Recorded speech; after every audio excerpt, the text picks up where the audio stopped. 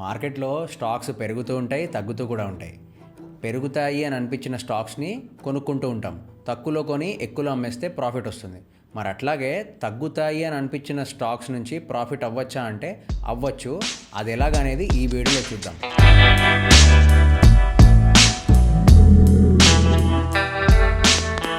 అందరికీ నమస్తే. Trading in తెలుగుకి వచ్చినందుకు థ్యాంక్ యూ. నా పేరు మనీ. సో ఈరోజు మన topic how to make money in 2 ways via trading. అంటే మార్కెట్ పెరుగుతున్నా కానీ పడుతున్నా కానీ స్టాక్స్లో డబ్బులు ఎలా సంపాదించాలో చూద్దాం ఈరోజు. ఈ టాపిక్లోకి వెళ్ళే ముందు మీకు కొన్ని టర్మ్స్ అర్థం కావాలి. ఆ టర్మ్స్ ఏంటో చూద్దాం. ఫస్ట్ టర్మ్ వచ్చేసి లాంగ్ అంటే బై ఎంట్రీ.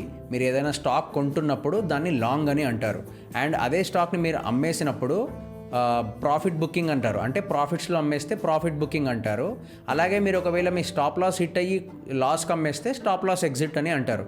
సో లాంగ్ అంటే కొనడం, ప్రాఫిట్ బుకింగ్ అంటే ప్రాఫిట్స్లో అమ్మడం, అండ్ స్టాప్ లాస్ ఎగ్జిట్ అంటే మీరు స్టాప్ లాస్కి అమ్మేయడం. సో ఫర్ ఎగ్జాంపుల్ మీరు ఒక స్టాక్ని 250 రూపీస్కి కొన్నారనుకోండి. సో మీరు లాంగ్ అట్ 250 అని అనాలి.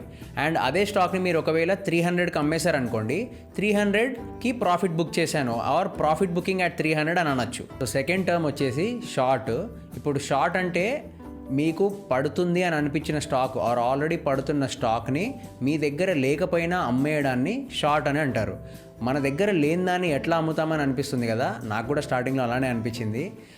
మన దగ్గర లేకపోయినా బ్రోకర్ మనకి ఆ స్టాక్ని అప్పుగా ఇస్తాడు. వాడి దగ్గర అప్పు తీసుకొని ఆ స్టాక్ని అమ్మేస్తాము.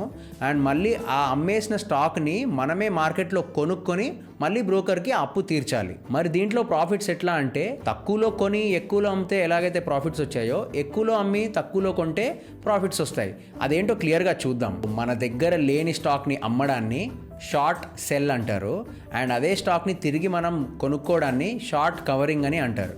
ఇప్పుడు క్లియర్గా ఎగ్జాంపుల్స్తో చెప్తాను. So first long example discuss చేద్దాము. మీరు 250 రూపీస్కి లాంగ్ ఎంట్రీ తీసుకొని అంటే కొనుక్కొని 300 రూపీస్కి ప్రాఫిట్ బుకింగ్ అంటే అమ్మేస్తే మీ ప్రాఫిట్ 50 రూపీస్. ఇప్పుడు ఇదే మీరు 100 షేర్స్ కొనుక్కుంటే మీ హోల్డింగ్స్లో +100 అని కనిపిస్తూ ఉంటుంది. అండ్ మీరు 300కి అమ్మేసినప్పుడు -100 అవుతుంది. సో ఇప్పుడు మన దగ్గర ఉన్న క్వాంటిటీ 100 -100 0. అండ్ మన ప్రాఫిట్ వచ్చేసి 50 rupees into 100 shares. So 5000 rupees profit. And ఇలాగా మీరు స్టాక్స్ కొని ఆ రోజే అమ్మేయచ్చు ఆర్ మీకు నచ్చినప్పుడు అమ్మేయచ్చు. కానీ మనకు నచ్చినప్పుడు అమ్మాలంటే బ్రోకర్కి ఫుల్ అమౌంట్ పే చేయాలి. ఇప్పుడు షార్ట్ ఎగ్జాంపుల్ చూద్దాము. ఇందాక ఎగ్జాంపుల్ లాగానే ఒకవేళ స్టాక్ 300 రూపీస్ నుంచి 250 రూపీస్కి పడుతుంది అనుకోండి. మీరు 300 రూపీస్కి ఒక 100 షేర్స్ షార్ట్ చేశారనుకోండి. హోల్డింగ్స్లో మీకు క్వాంటిటీ ఏమని చూపించాలి? ఇక్కడ డిఫరెన్స్ అదే. ఇక్కడ మనం అమ్మేస్తున్నాము కాబట్టి హోల్డింగ్స్లో మీకు -100 అని చూపిస్తూ ఉంటుంది. ఎందుకు -100 అంటే మన దగ్గర లేని స్టాక్ని, అంటే మనం అమ్మేసే ముందు మన దగ్గర ఆ స్టాక్స్ ఏమీ లేవు, 0 క్వాంటిటీ. అండ్ లేని స్టాక్స్ని మనం అమ్ముతున్నాం కాబట్టి -100 అని చూపిస్తూ ఉంటుంది. సో ఇప్పుడు ఆ స్టాక్ 300 నుంచి 250కి పడింది అనుకోండి. మీరు అదే ఆ 250 ప్రైస్కి మీరు ఒకవేళ అదే స్టాక్ 100 షేర్స్ కొనుక్కున్నారనుకోండి. ఇప్పుడు +100 యాడ్ అవుతుంది మీ హోల్డింగ్స్కి. ఎందుకంటే మనం కొన్నాం కాబట్టి. మన దగ్గర ఆల్రెడీ -100 అని ఉంది హోల్డింగ్స్లో. ఇప్పుడు +100 అంటే -100 + 100 = 0. సో మన హోల్డింగ్ 0 అండ్ మన ప్రాఫిట్ వచ్చేసి 50 రూపీస్. ఎందుకంటే 300లో అమ్మాము, 250లో కొన్నాము. 50 రూపీస్ ఇంటూ 100 షేర్స్, 5000 రూపీస్ మన ప్రాఫిట్. సో ఇలాగా స్టాక్ పడుతున్నప్పుడు కూడా షార్ట్ సెల్ చేసి ప్రాఫిట్ అవ్వచ్చు.